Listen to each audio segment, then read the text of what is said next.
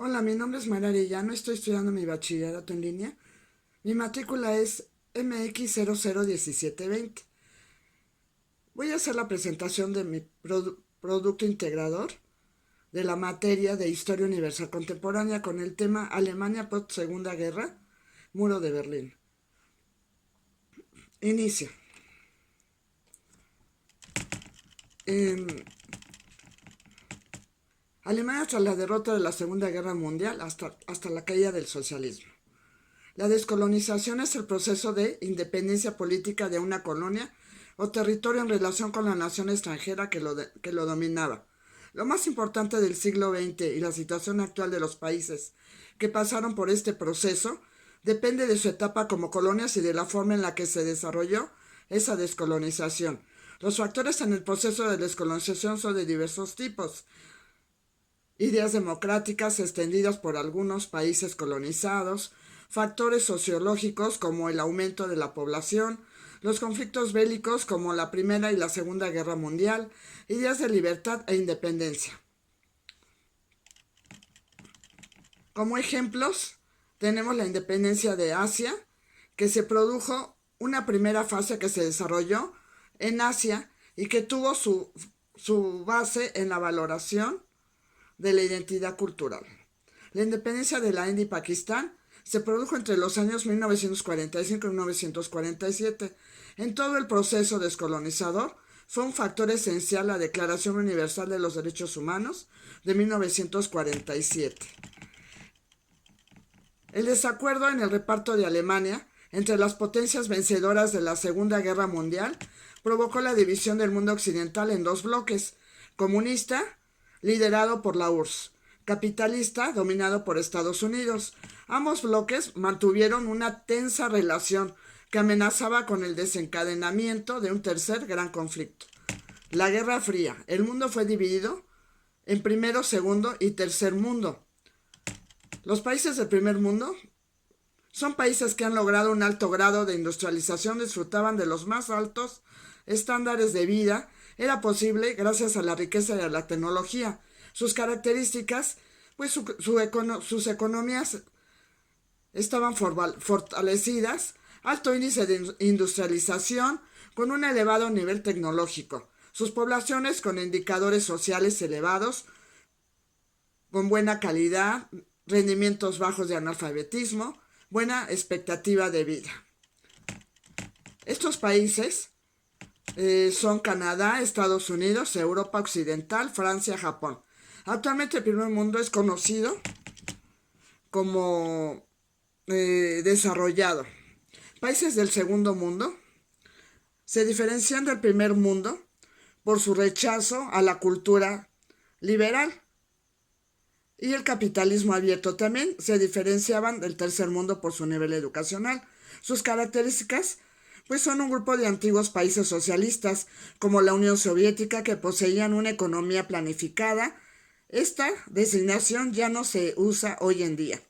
Muchos científicos los clasifican como países del segundo mundo, economías emergentes, tales como China, Rusia, Brasil, Argentina, México y la India. Estos países son actualmente llamados países en desarrollo. ¿Sí? Los países con economías emergentes pues son Argentina, Brasil, Chile, India y México. Y son llamados en vías de desarrollo, como lo comenté. Los países del tercer mundo son los países que tienen menos en materia económica y tecnología. Se muestran en América Latina, África y Asia. Su situación de pobreza crónica en los países empobrecidos, algunos de ellos heredados de su pasado colonial y de las desiguales relaciones comerciales que se han establecido con algunos de estos países a partir de su descolonización. Tienen insuficiencia alimentaria, alto porcentaje de analfabetismo, enfermedades de masas, explotación infantil, alto porcentaje de agriculturas de baja productividad.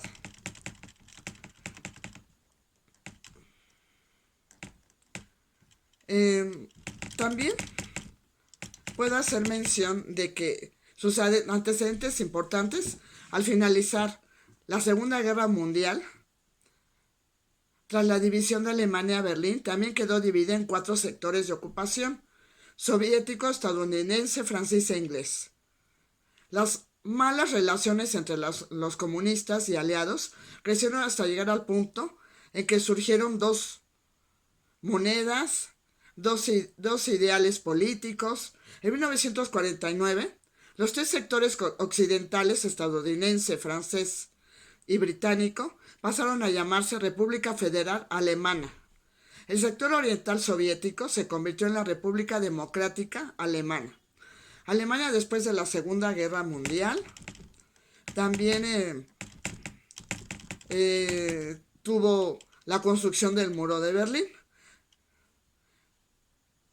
Especialmente en su caída han formado parte de los momentos más importantes de la historia del siglo XX. Este muro dividió Berlín en 2 partes durante 28 años, separando a familias y amigos. Se convirtió en el símbolo de la Guerra Fría. Después de varios procedimientos para su construcción, el muro de Berlín acabó por convertirse en una pared de hormigón de entre 3,5 y 4 metros de altura, con un interior formado por cables de acero para aumentar su resistencia. Se creó la llamada Franja de la Muerte, formada por un foso, una alambrada, una carretera por la que circulaban constantemente vehículos militares, sistemas de alarma, armas automáticas, torres de vigilancia y patrullas con perros las 24 horas del día. Esto era para tratar de escapar, como jugar la ruleta rusa con el depósito cargado de balas. Aún así, fueron muchos los que lo intentaron y desafortunadamente murieron.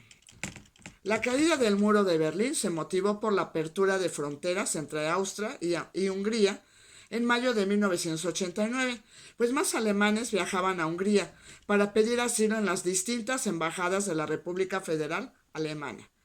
Este hecho motivó enormes manifestaciones en Alexanderplatz, que llevaron que el 9 de noviembre de 1989 el gobierno de la República Democrática Alemana afirmara que el paso hacia el oeste estaba permitido.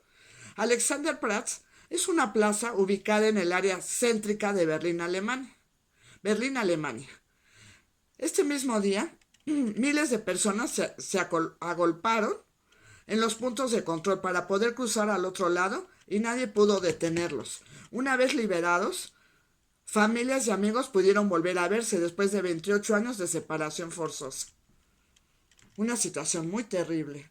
Separó familias, amistades, la reunificación de Alemania, los cambios políticos y sociales acontecidos durante 1989 y 1990 en Alemania, que concluyeron en la adhesión de la antigua República Democrática Alemana a la jurisdicción de la República Federal de Alemania. El proceso dio como resultado una sola Alemania. Este periodo histórico también se conoce como unificación alemana. Hubo influencias de las políticas de Mikhail Gorbachev. Mikhail Gorbachev anunció que su principal objetivo eran las reformas. Así apareció un nuevo concepto, la perestroika, el término que literalmente significa reconstrucción. Correspondía a la estrategia de reorganizar y modernizar tanto la esfera económica como política. Gorbachev contribuyó a la transformación del panorama político internacional. A él se le atribuye la caída del muro de Berlín y la finalización de la Guerra Fría. Perestroika es conocida como la reforma económica destinada a desarrollar una nueva estructura de la economía interna de la Unión Soviética, la cual fue llevada a la práctica en todo su territorio por Mikhail Gorbachev, un mes después de que tomara el poder. La reforma política era restaurar la democracia. Puntos muy importantes: fueron reconocidos otros partidos políticos, la elección del Parlamento, garantizar los derechos ciudadanos. También hubo una política exterior, mejorar las relaciones diplomáticas con Estados Unidos. poner fin a la carrera armamentista y desarme militar, disminuir la interferencia de Rusia en los países asociados a la órbita comunista. La caída del socialismo, pues hubo conceptos muy importantes: el fin de la Guerra Fría, Estados Unidos, potencia hegemónica, término del mundo bipolar, constitución de un mundo unipolar, consolidación de los sistemas democráticos occidentales, triunfo de la economía del mercado capitalista. Se atribuyen a la perestroika varias consecuencias, entre ellas el colapso final del sistema socialista en la Unión Soviética, el fin del gobierno de Gorbachev y la desintegración de la Unión Soviética en repúblicas independientes. Pues eso es todo. Muchas gracias.